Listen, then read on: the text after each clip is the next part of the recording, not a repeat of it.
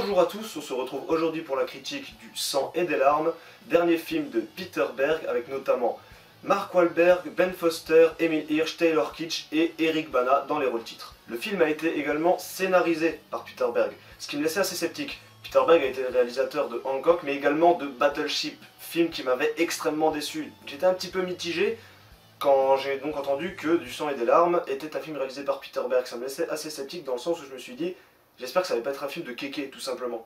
Mais Du Sang et des larmes nous montre qu'il ne faut pas juger un réalisateur par rapport à ses œuvres précédentes, parce que ce film est une réussite. Alors le synopsis. Le film est tiré d'une histoire vraie et narre l'opération Red Wings qui fut un échec lamentable pour les États-Unis d'Amérique. L'action se déroule en Afghanistan, 4 hommes ont pour ordre de descendre un chef taliban et ils vont donc dans les montagnes afghanes pour trouver ce chef et le descendre, et l'opération tourne très vite au vinaigre.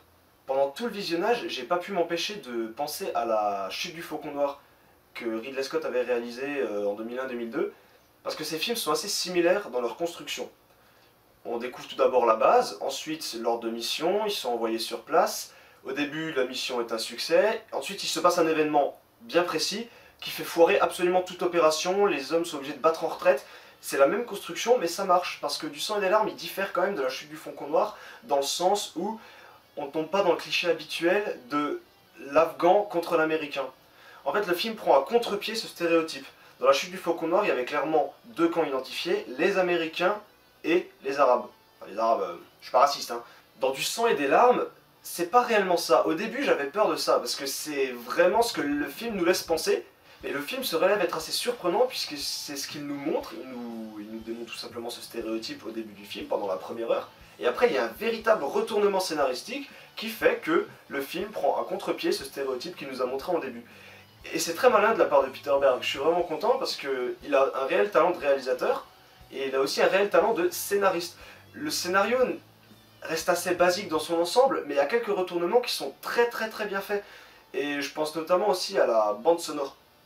Je sais que le scénario et la bande sonore en général n'ont pas grand chose à voir en commun, mais là, c'est pas vraiment le cas. Ça a été le cas pour Gravity, mais c'est aussi le cas pour Du Sang et des larmes. Le scénario insiste beaucoup sur la tension du film, sur la peur et finalement l'angoisse que ressentent les soldats américains. Et le film nous le montre très bien. Il y a une scène, pendant 5 bonnes minutes, il n'y a aucune bande sonore. Il y a juste les bruits de la nature, les bruits des craquements des pas des soldats, il y a juste ça, et cette scène est d'une tension à couper le souffle. On retient notre inspiration dans la salle de cinéma, c'est vraiment quelque chose. Et quand je vous parlais des stéréotypes concernant les deux parties, donc américains et afghans, je vous disais que le film n'idéalise pas un parti et diabolise l'autre. Ce qui est vraiment très bon. En fait, les deux parties sont vraiment sur un plan d'égalité. On ne sait pas vraiment où se situer. D'un côté, on a vraiment envie d'être pour les Américains, parce qu'on se dit, mais sérieux, avec tous les Marines qu'ils ont tués, ils méritent de mourir. Mais finalement, quand on se retrouve dans le camp des Afghans, parce qu'il y a un petit retournement scénaristique dont je ne spoilerai pas, on ne sait plus vraiment où se situer. Disons qu'après les Américains, quand ils emploient la force brute, tout leur arsenal militaire, c'est assez sauvage. Finalement, c'est de la sauvagerie, mais qui passe mieux, tout simplement parce que c'est les Américains. Et le film va un peu à contre-courant. Ce qui nous montre, c'est de la sauvagerie, mais dans les deux camps. Finalement, ce qui les place sur un pied d'égalité et on ne sait pas vraiment où se positionner. Et on a également un très bon visuel. Peter Berg, il est plutôt agile avec sa caméra dans les paysages afghans, même s'il y a certains plans qui auraient mérité d'être revus. Parlons maintenant des acteurs. Alors, ils brillent tous. Mark Wahlberg, il est excellent. Ça fait assez bizarre par rapport à son rôle qu'il avait eu dans Ted, mais ça passe très bien.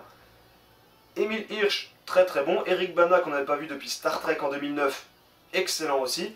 Et surtout Taylor Kitsch. Alors Taylor Kitsch, ce film vient briser un peu la malédiction qui pesait sur lui depuis plusieurs années, à savoir depuis X-Men Wolverine Origins. A chaque fois qu'il faisait un film, sauf Carnage sorti en 2012, il se faisait lyncher. John Carter s'est fait lyncher, Battleship s'est fait lyncher, X-Men Wolverine s'est fait lyncher. Je me suis dit, mais ce mec n'a vraiment pas de chance. Avec Du Sang et des larmes, je me suis dit, s'il se fait lyncher, c'est vraiment moche. Non, il est excellent, les scènes avec lui sont réellement très belles, il y a quelque chose et cet acteur est réellement doué. Donc un très bon casting, très efficace. Alors pour résumer, une œuvre à la fois très épique mais aussi très personnelle, qui met en avant le talent de son réalisateur même si quelques passages aurait pu être revu. On a vraiment du très très bon dans son ensemble. Et à espérer que ce film soit une réussite économique pour Peter Berg, qui n'a pas rencontré le succès depuis Hancock. Alors sur ce, cette critique du sang et des larmes est terminée. N'hésitez pas à vous abonner à ma chaîne YouTube, à aimer ma page Facebook ou encore à aimer la vidéo. Vous trouverez tous les liens nécessaires dans la description de la vidéo. Moi je vous dis à très bientôt pour la critique du Loup de Wall Street qui sortira très prochainement. Et je vous tiendrai au courant pour l'agenda des critiques de ce début d'année 2014. Prenez soin de vous. Ciao.